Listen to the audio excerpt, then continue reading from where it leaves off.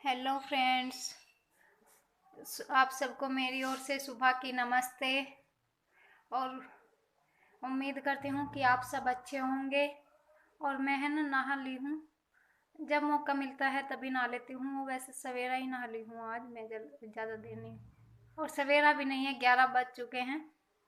और मेरा पूरा काम कंप्लीट हुआ है 11 बजे। हाँ, लेकिन यह है कि खाना अभी तक नहीं बना है। खाना नहीं बना है, बाकी मेरा काम कंप्लीट है। और ये देखिए, दिखाती हूँ मैंने क्या क्या किया है सुबह से अब तक। वो क्या है ना, मैं नहीं सूट कर पाई हूँ उस चीज़ को। पहले मैंने ये कपड़े वॉश किए हैं।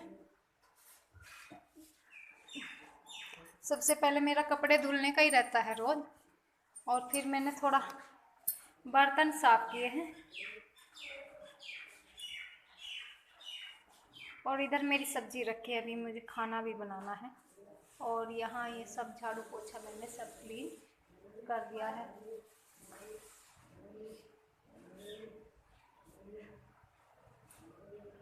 यहाँ ये कपड़े ऐसे रखे रहते हैं बच्चों के कुर्सी पर।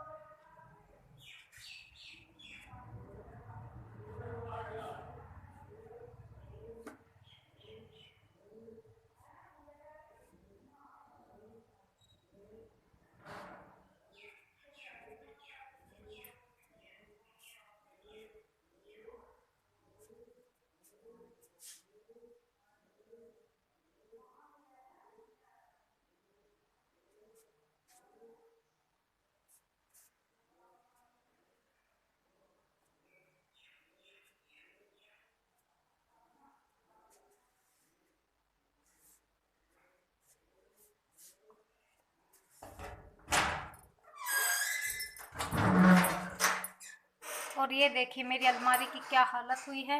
रोज है ना जल्दी जल्दी में बच्चों के साथ में है ना कपड़े की उनको नहलाने धुलाने के लिए कपड़े निकाल लेती हूँ, अपने भी ऐसे निकाल के ले जाती हूँ जल्दी जल्दी में। अभी तो मैं वीडियो इसलिए बना रही हूँ कि दोनों सोए हैं इसीलिए मैं थोड़ा सा सोच रही हूँ कि बना लेती हूँ वीडियो। और आज रात को है ना मुझे पूरी अलमारी खाली करके, और ये देखिए इसकी दशा सुधारनी है। कितनी बुरी हालत होकर रखी है मेरी अलमारी की।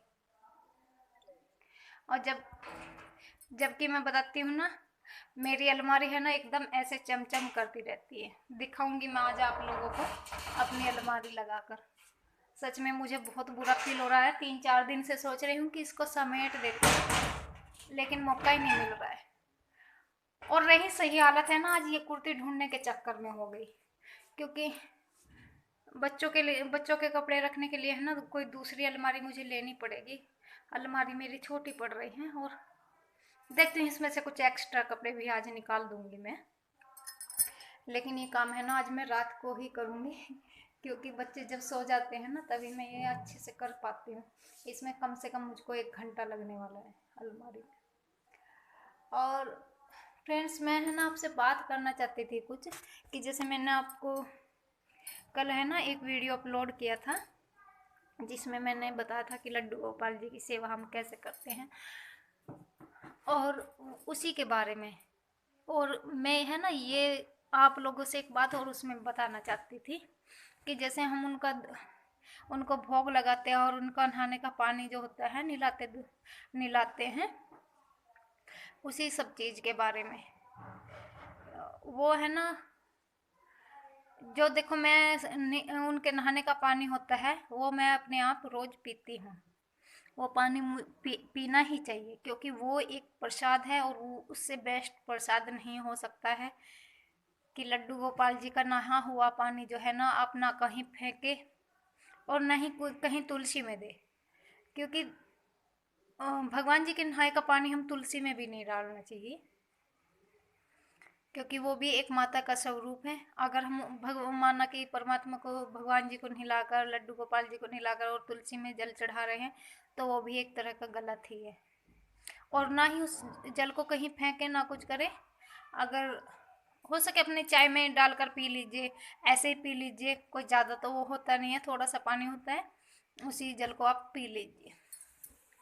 और जो हम दूध चढ़ाते हैं, भोग चढ़ाते हैं, अगर आपके आसपास में मान लिया कि सुबह में अगर आप भोग भी ना लगा पाए तो एक रोटी हमेशा गाय के लिए निकाल कर रखिए, भगवान जी के लिए, और कान्हा जी का नाम लेकर, और गाय की रोटी ले कि भोग मैं आपको चढ़ा रही हूँ।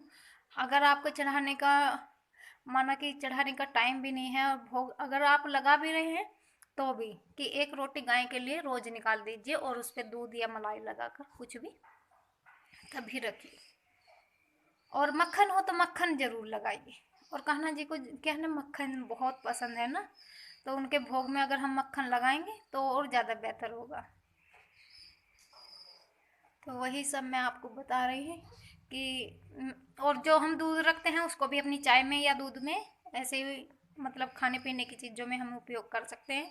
और जो उनके लिए हम खाना निकालते हैं, अगर आपके आसपास गाय हो तो गाय को खिलाइए, अगर ना हो तो उसको खुद खा लीजिए कि प्रभु ये प्रसाद है, आपकी जूठन है, इसको मैं ग्रहण कर रही हूँ, ऐसा बोलकर आप उसको खा लीजिए। ये सबसे बेस्ट तरीका है लड्डू गोपाल जी की सेवा करने का।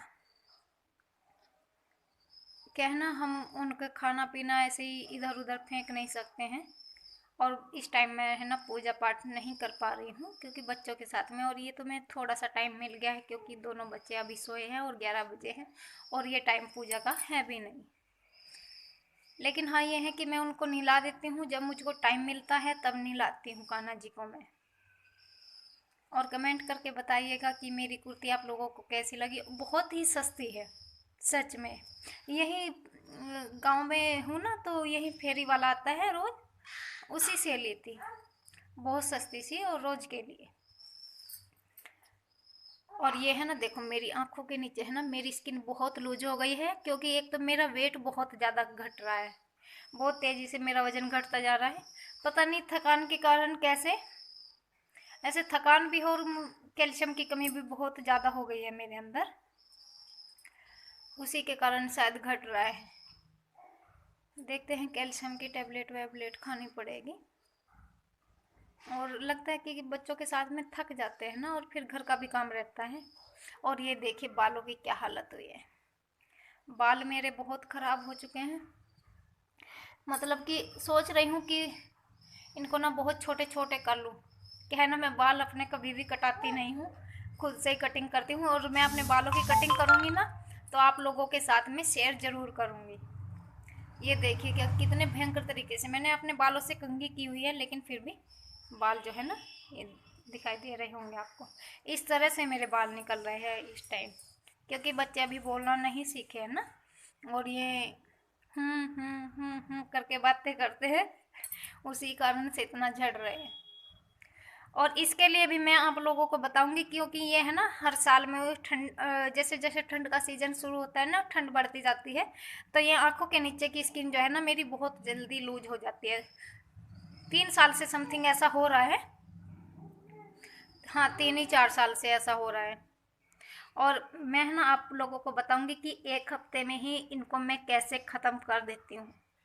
और फिर एक 15-20 दिन बाद ही ज़रूरत पड़ती है, 15-20 दिन के लिए स्किन जो है ना अच्छे से एकदम टाइट रहती है यहाँ से।